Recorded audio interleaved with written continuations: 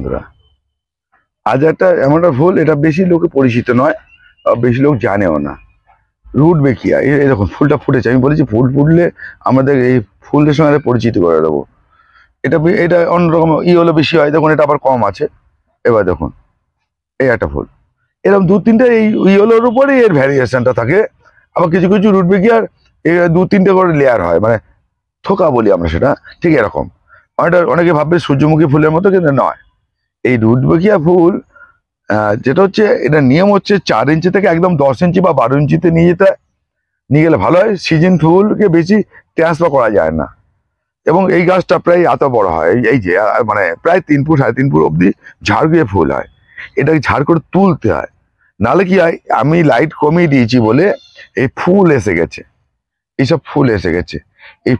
এই যে লাইট দিয়ে, মানে একে ঘুমোতে দেই না আমরা, 9টা 10টা 11টা অব্দি লাইট দিয়ে রাখলে কি হবে, তখন এই গাছটা ঝাড়ে উঠবে, তখন ফুলটা আসবে না, ফুলটা পরে আসবে। এটা স্টিক হয় এবং অসাধারণ ফুল।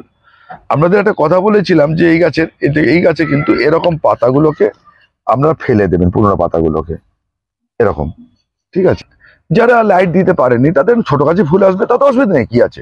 দেখুন তাতে কত ফুল আসবে, দেখুন না, ফুল আসবে। এই দেখুন এই গাছটাকে দেখুন না, এই 6 ইঞ্চি টবে, আমি দেখার জন্য করেছি, দেখাবার জন্য আপনাদের কত ফুল এসছে দেখুন না। 1 2 3 4, এই ডগা কেটে দিই 5 6, এইগুলো বাড়াবে, আবার ফুল হবে, কিছু ব্যাপার নেই। আর আমরা কি করবো, এরকম পাতাগুলোকে এই নিচে পুরোনো পাতাগুলোকে ফেলে দেবেন, পরিষ্কার রাখবেন একদম।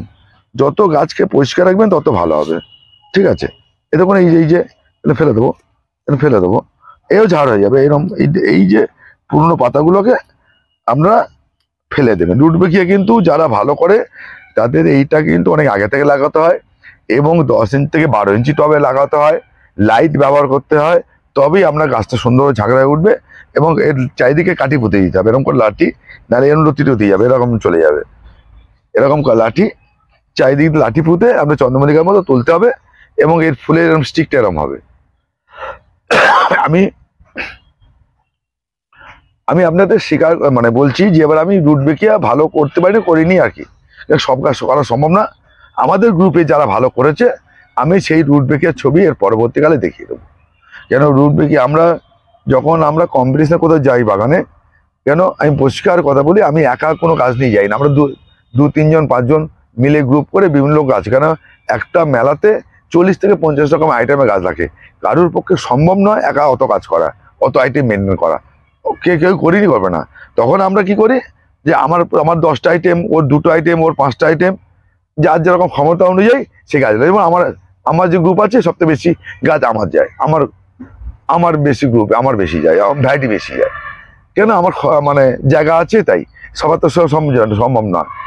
যেমন আমি সবজি আমি করি না, সবজির যে আইটেম রয়েছে, আমার একটা বন্ধু আছে, সে টোটাল সবজি নিয়ে যায়, সবজি আইটেম তো তার, সে পুরো সবজি আমাকে সাপ্লাই করে। মানে আমরা একসঙ্গে যাই, তার কাছে সবজি গাছ হয়, তার ছাদের পুরোই সবজি, অন্য কিছু পাবেন না।